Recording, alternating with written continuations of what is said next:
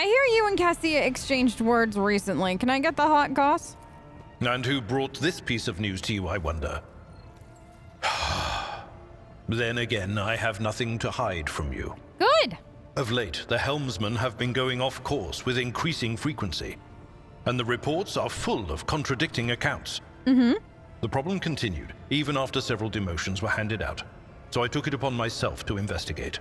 And what did you find?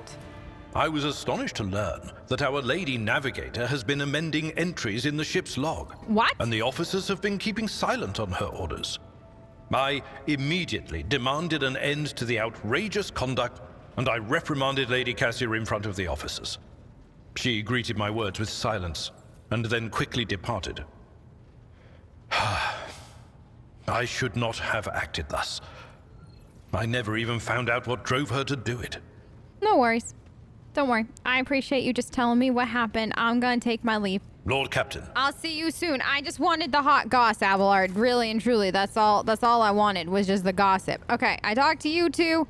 I got that level of hot gossip. Good.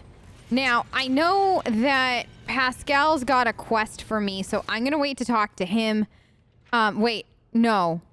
I'm going the wrong way. I promise you, I know how to navigate my own ship, okay? Listen, okay? I know where I'm going. I don't know where I'm going. At all, Argenta. Greetings. Greetings. How'd you end up on Theodora's ship? I first came here when I found myself in need of passage from Footfall to a remote planet. But I imagine what interests you is not that first journey, but rather what brought me aboard prior to the cultist attack. That story is complicated. I love complications. It just so happened that You... I made a mistake. What? In a moment of laxity, I was ambushed by the accursed followers of the archenemy. I was badly wounded. Lady Theodora came to my aid and brought me aboard her ship, where crew attended to me in my weakened state. It all happened not too long ago. I had barely recovered from my wounds when the cultists struck. Truly, the servants of evil know no rest. There is no place where we can be safe from their machinations. Nah, evil don't got time to rest, Argenta. They're on like permanent caffeine high. They're just like go, go, go, go, go. What was it like traveling on Theodora's ship? I hadn't been here that long. Just one journey from Footfall, and the other journey, the majority of which I spent in the confines of the medbay. I can't tell you much about the first voyage. I was more focused on prayers and ruminations than on the people around me, or the journey itself. During the last journey, Seneschal Viserion stood out for me. Oh? He came by several times to ask about my health. He's an honorable man and a loyal servant of the Imperium. I think he is as meticulous in his inspections of the logistics systems as he is in his inquiries about the health of the occasional sister of battle aboard the ship. Yes, Abelard is a treasure, and anybody that says otherwise will answer to Tess or Von Valencius, trust me. But not all of Theodora's people have earned my trust. Oh?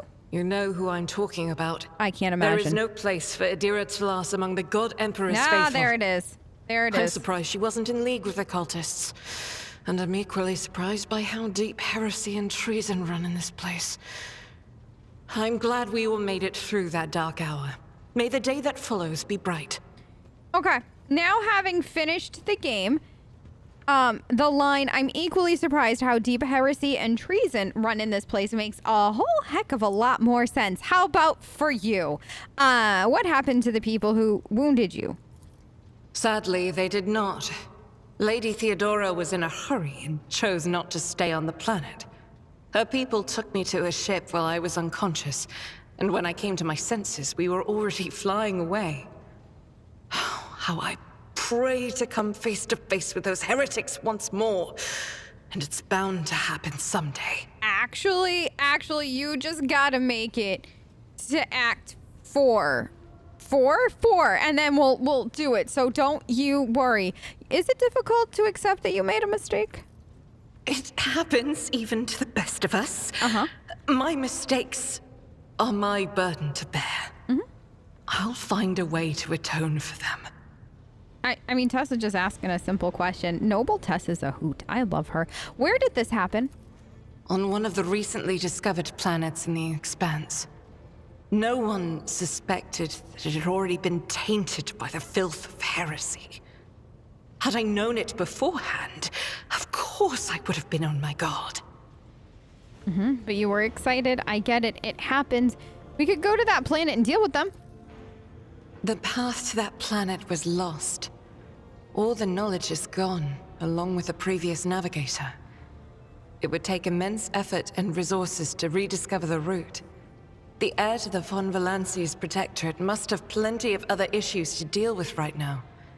Perhaps later, when the skies above our heads have cleared. I mean, you just give me the word and I'll go. As you wish. So, what's keeping you in my retinue?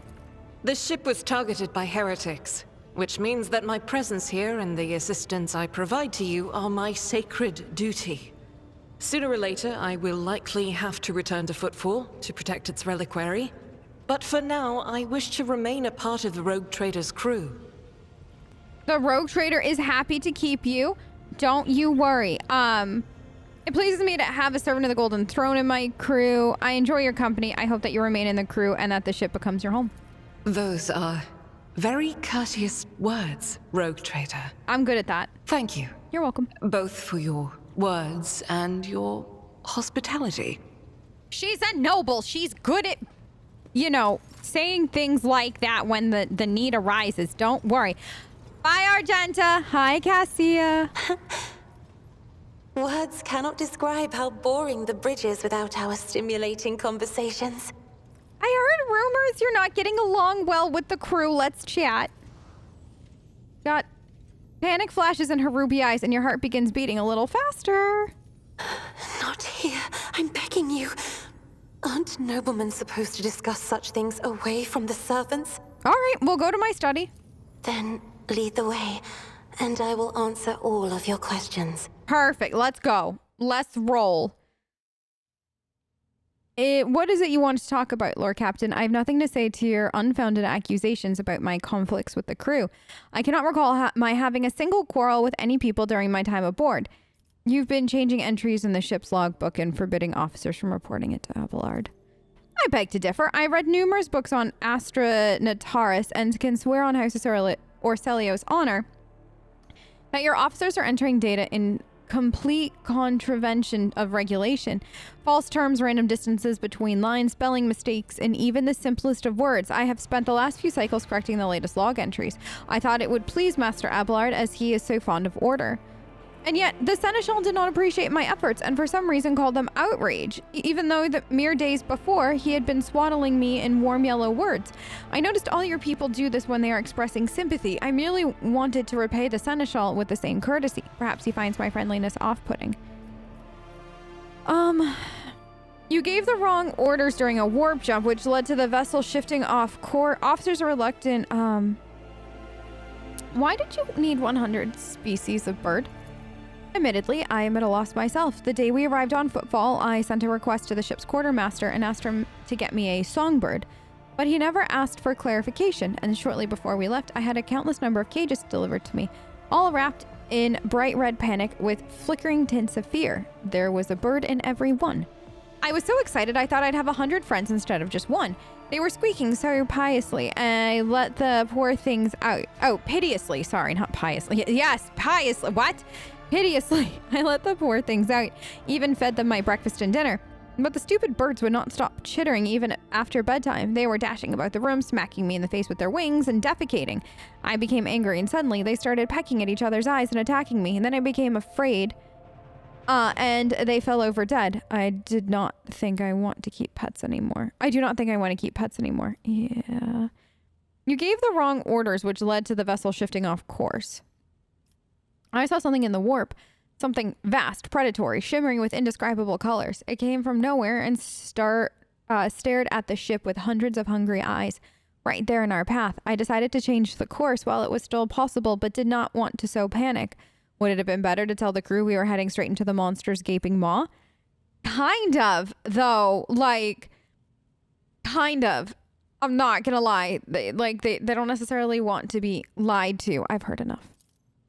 My crew no, you have a kind soul, but have difficulty reaching out to people. I could teach you the art of communication if you'd like. That would be wonderful. My education on Yurak 5 was cut short, but I had realized by then that the wisdom in books is a poor substitute for the wisdom of experience. Very well. Since we are done with this misunderstanding, I would like to change the subject. It would only be fair for me to ask you a few questions now, wouldn't it? She hesitates and continues in a less confident tone. Do not mistake me. I am not going to accuse you of anything. It's just that you are the most worthy interlocutor on the ship. You are always so busy. What would you like to ask? I have read the treatise of Pius de Mobius very recently, who claimed that subjects would never believe their new ruler was better than the old one unless the old one had been a tyrant. No matter the circumstances, the low-born rabble become deluded about their prospects and rebel in favor of their base desires. What do you make of that? If the subject have grown accustomed to the ruling house, all the sovereign must do is refrain from breaching a long-standing tradition. Adjust unwanted laws as gradually as you would shift the bed of a flooded river. No one will, okay. Can't be, no. I like this one, the Lore Imperium one. She thinks for a moment and smiles. Indeed, I was not wrong about your merits or your ability to hold a conversation. I hope my second question does not confound you. According to the 21 tomes penned by the preacher Istefan the Forgotten, mercy and cruelty go through the world hand in hand, but people flock only to one pan of the scale. Would you rather inspire fear in your followers or be magnanimous and choose awe? I'm not afraid of acquiring a reputation for ruthlessness. I would rather... No. I will exercise restraint and leniency in my actions. Excessive suspicion and mistrust harden the hearts of the people and turn them against each other. Or one must be a tyrant, a friend, and a jester to one's subjects. What matters is that to clearly discern which role is required at a given moment. Yes! There's so much power in your words. Power that makes me want to join you. I understand now why your subjects are eager to follow. I admit I was afraid we were too different, and yet you helped me realize I can be candid with you. Please do continue. I must confess that sometimes I can hardly bear the burden of the house has placed upon me. I feel I am not doing my best. Tell me how you, heir to her protector, can bear the responsibility for billions of lives day after day and not stoop under all the weight. It's not always easy, but I try to lead the dynasty towards prosperity by worthy means. It's my duty. This inner turmoil is clouding your mind. My protector, my subjects, my title are mere resources that I'm using. No, I try to lead them. It's my duty, whether Noble Tess does not, I forget what, pure iconoclast Tess picked, but for me, Noble Tess has the mindset of, it's my duty whether I like it or not, because I think the one thing that typically happens with nobles is that nobles understand that they do have a duty.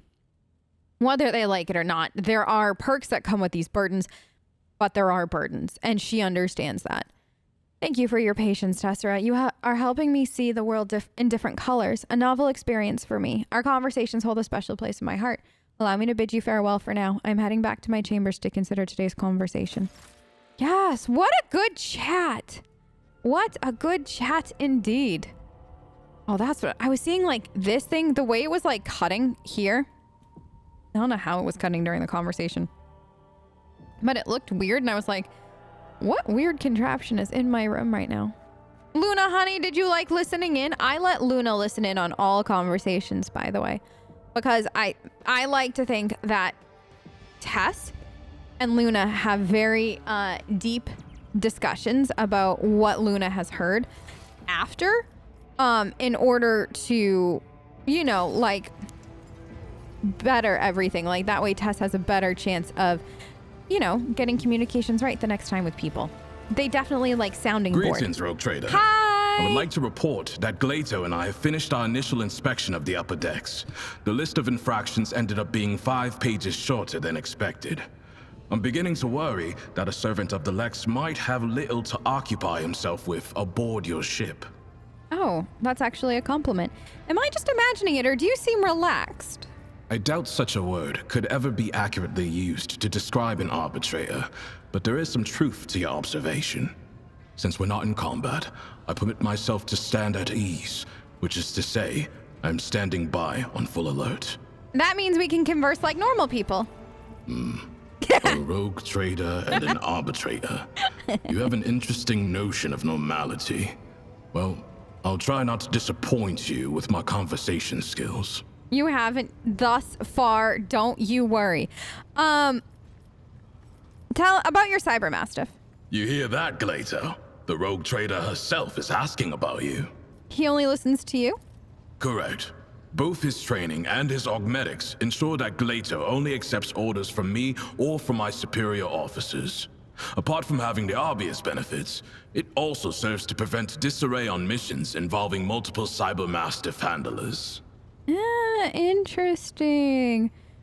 Is he fully servitorized or some part of him a dog?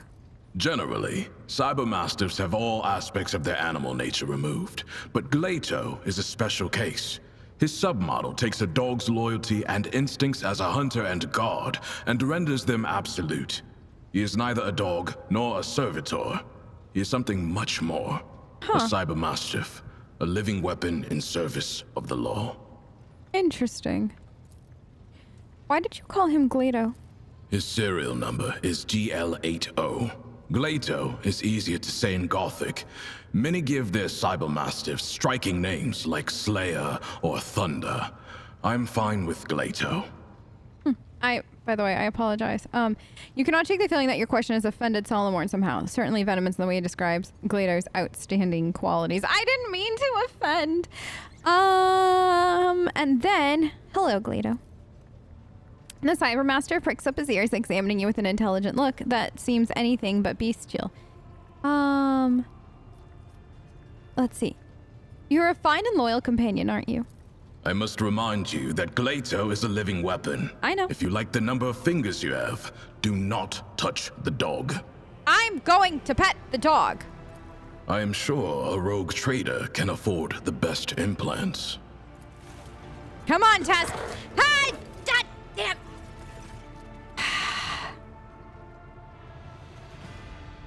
We didn't pass. I've passed in the past, okay? Noble Tess just isn't as good at it was. How did I fail? Sickening crunch is soon followed by searing pain, and yet the huge teeth threatening to take your whole limb off sink briefly into your flesh. Despite copious amounts of blood, your hand remains in place. Glaito, couldn't you honor the rogue trader with a lighter bite? Well, you shouldn't blame him. That was a standard warning, Old, and pretty clean too. You will only need a dozen stitches. We're gonna smile through the pain. Good boy, Glaito. Did you hear that, Glaito? It's not often you receive praise from a rogue trader. Speak! Let's say Glaito has expressed his respect and apologized. Okay. Serve with duty and honor, Glaito. He growls quietly. It seems he does not take kindly to anyone making eye contact with more of a second. I'm gonna pet. Can we try to pet? Okay, so we can come back. We can definitely come back. We're gonna up our persuasion, and then we're gonna probably quick save and then try to pet Glaito again and again and again until we get it, because Tess likes punishment. What about what happened between us? Are you talking about the night we spent together? Of course I am. I do not think we should attach any greater meaning to it than it's worth. I'm sorry. I don't understand that. These words that you are speaking do not make sense to us. It could turn into something more. That would be an impediment to service, yours and mine. That was it? I don't get to... Okay.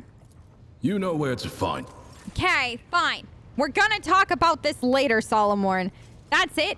That's it. Just thanks, but no thanks? I don't know. I don't appreciate this. No, he can't just leave it there. So we've talked to... Oh, we gotta go talk to Idira. That's next. Right? Hey. It seems you have a very strong reaction to what Argenta said by the broken lens. It was just my nerves playing up. Something about our little saint doesn't sit right with me, and I trust my gut. As you should. Sure, she seems straight as an arrow and as predictable as a hangover after drinking. But when I look at her, something about her makes my brain itch.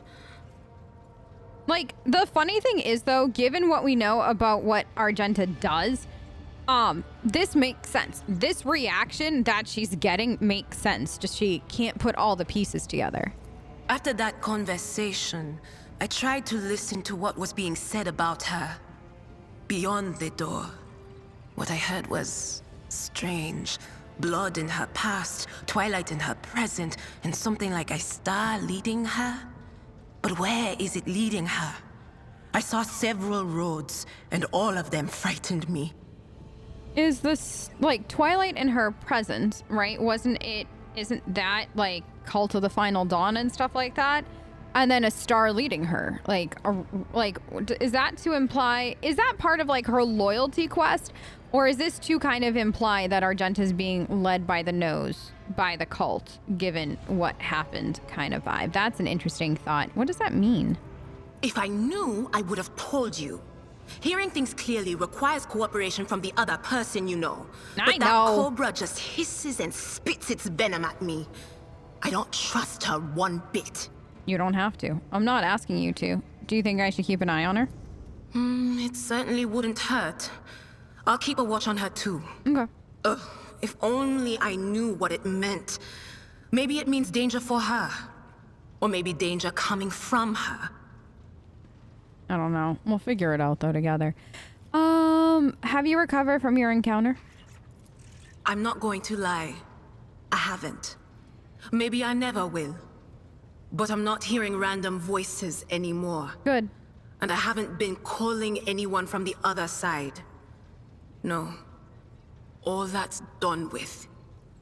After what you did for me, I can't let you down again. You didn't let me down the first time, Idira. You really and truly didn't. Yes, ma'am, Lord Captain. We will. I have learned that there were caches left by Theodora. Do you know anything? Me? Not a clue, Lord Captain. I don't know who Lady Theodora would have told about a thing like that, but it definitely wasn't me. What? Why would you whisper that to me now? Why? Lord Captain. Yeah. I don't know anything about caches or Lady Theodora's secrets, but the voices have just reminded me about something. I was once given the chance to try some real wine. Lady Theodora gave me some. Not just any old synthetic booze, but her favorite plonk. She always drank it in her palace. It was golden in color, and its name was Flame of Purity.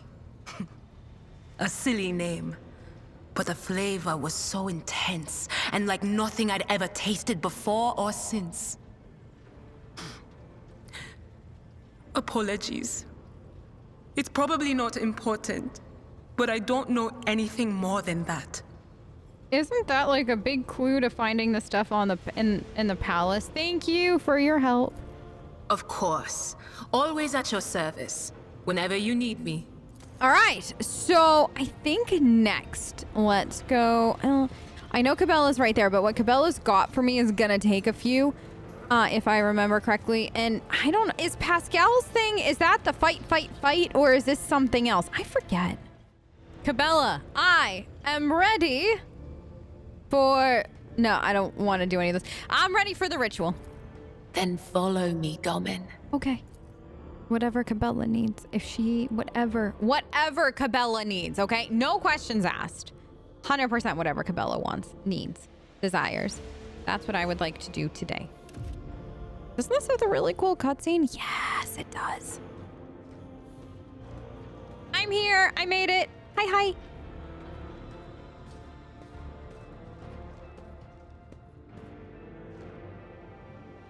Are you ready to step into the labyrinth, Domin? Kibellah moves in peculiar semblance of an athletic exercise. Her movements tracing an inscrutable pattern. What are we gonna do? This is the ritual of binding. By the Undying One's will, our fates and ours one.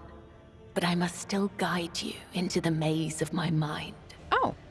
Although it is my predestination alone to walk its corridors in search of answers, your image must become part of the tangle.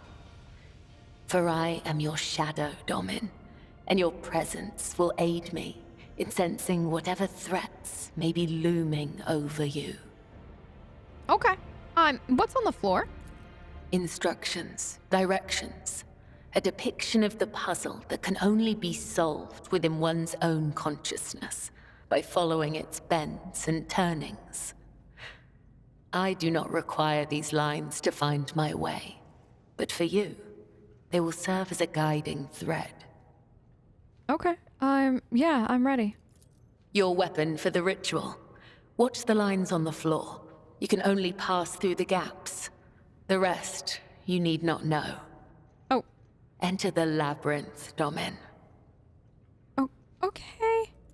Tess, enter the labyrinth. God, this cutscene is so good.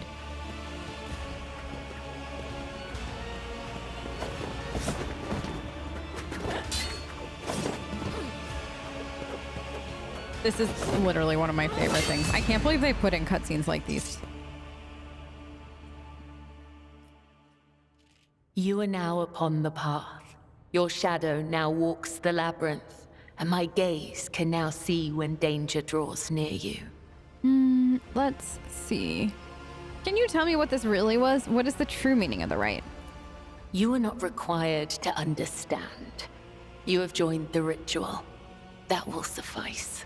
I know, but I didn't mean to. I only seek to understand why this matters to you, to understand you.